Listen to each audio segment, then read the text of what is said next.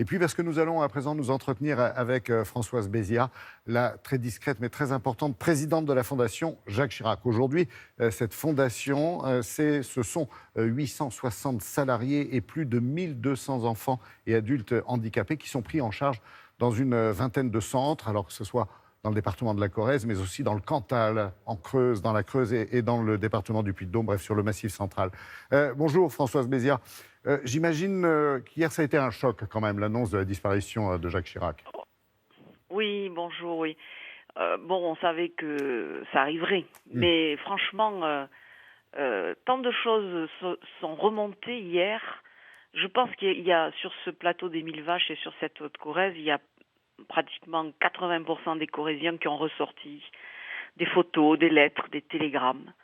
Ces relations personnelles qu'il avait avec beaucoup de personnes, c'est absolument formidable. Le plateau des Mille Il a Vaches, ça tant veut fait dire... pour le handicap. Je disais le plateau des Mille Vaches, ça veut dire le plateau des Mille sources, source d'inspiration C'est ça, pour oui, lui oui, oui, aussi. oui. Ouais, ouais. Vous pouvez nous raconter l'aventure de cette fondation? Vous l'aviez rencontré, Jacques Chirac, bien sûr, j'imagine. Voilà, alors moi je l'ai rencontré quand j'étais une jeune fonctionnaire qui travaillait à l'époque à la DAS, c'était avant la décentralisation, lorsque l'État était centralisé donc. Et il était déjà président d'une association qui gérait 3, 4, 5 établissements à l'époque, et c'est comme ça que je l'ai rencontré.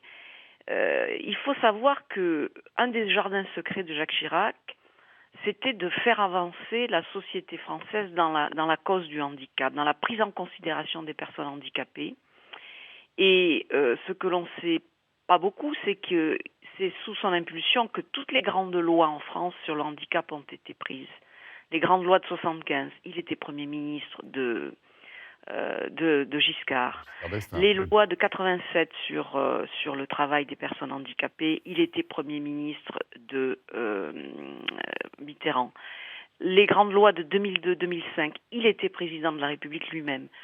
Et parallèlement à tout ce travail extrêmement important au plan national, il avait son association, qui est devenue fondation, où il venait voir les personnes handicapées, les personnels, où il parlait du handicap et où il s'imprégnait finalement du terrain et il remontait ces informations dans les ministères. Parce que Jacques Chirac recevait beaucoup de présidents d'associations à l'Élysée. Il allait les rencontrer également sur place tout au long des années de pouvoir. Vous l'avez dit, une action discrète, mais à l'origine, vraiment à l'origine de sa fondation, c'était quoi? Ce n'est pas une histoire personnelle, Françoise Béziat?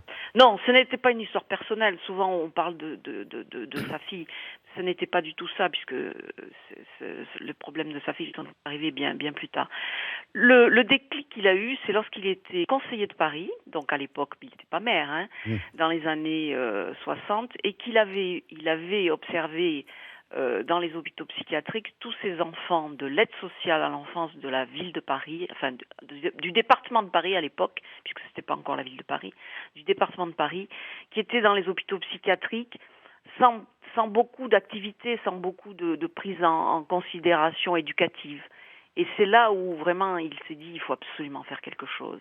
Et il avait vu aussi sur le fameux plateau des Mille Vaches dans la campagne aussi quelques petits handicapés qui étaient dans les fermes, quoi, bon, qui n'avaient pas non plus de prise en charge éducative et